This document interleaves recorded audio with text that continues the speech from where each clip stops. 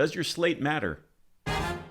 Everyone, I'm Matthew Cornwell with Get Taped here in Atlanta, Georgia, one of Atlanta's original audition taping services, which I co-own with my immensely talented wife, Brooke. Oh, over there this time. And now on to our topic. Do slates really matter? Short answer, yes, but maybe not for the reasons you're thinking. So when I'm taping an actor's audition and we're finished with the scenes, sometimes I have to remind the actor, hey, we still have to do a slate, or that tell me about yourself video, or don't you have to do some sort of fun fact about yourself? Inevitably, I'm met with some sort of eye roll or a sigh or some other indication that this is the least favorite part of the process for that actor. And I get it. Every casting director has their own idiosyncrasies of how they want that slate shot, what to say in it, and it can feel unnecessary. And sometimes it feels like you're in a prison lineup. And quite frankly, a lot of actors look like they're in a prison lineup or taking a mugshot when they're doing their slate. So while they may have satisfied the written taping instructions for that slate, it actually might be doing them a disservice. To explain, let me use an analogy. Let's say you've gone out to a fancy restaurant and the garçon seats you immediately, but when he hands you the menu, it's handwritten, there's a coffee stain on it, and it's wet in places. Ugh.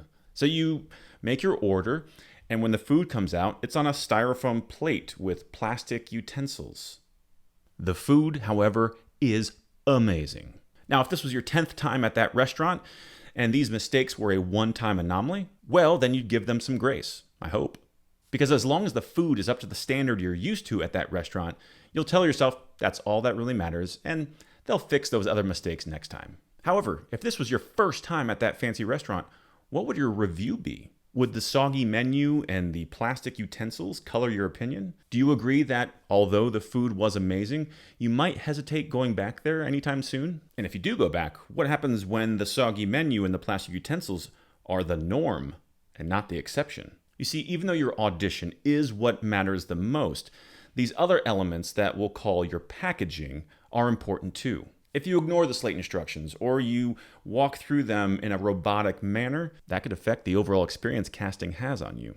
To go further with this idea of packaging, if your home setup has horrible sound and or horrible lighting, that will distract the viewer from your amazing audition. Those elements of packaging have a real psychological effect on how the casting office is going to watch your tape, especially if it's the first time you've been seen by that casting office. If it's your 10th time auditioning for that casting office and you're in a hotel with limited equipment, then yes, they will give you some grace because they're used to 9 previous good tapes from you. They know you're doing your best under the given circumstances. But if your soggy menu is the best you can do at all times, then don't be surprised if you don't get a lot of repeat customers.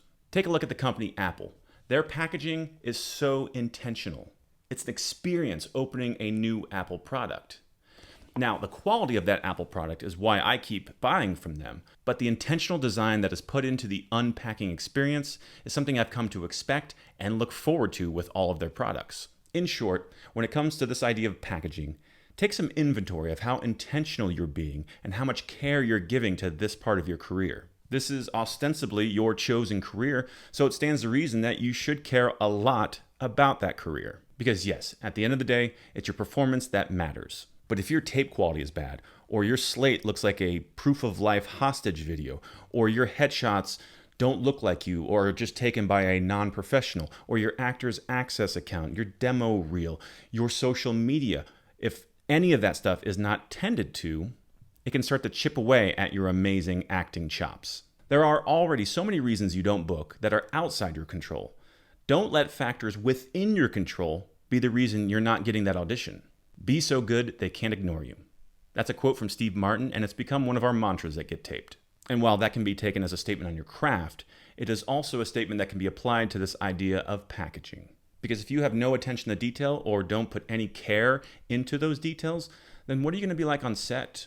Are you going to show up late, not know how to do your paperwork, be a problem, be difficult to work with? And long term, if I'm your agent or manager, well, I get the sense that you're in this for the long haul, or that you just occasionally put the time and effort in when it's convenient for you, and only up until the point that it starts to get hard.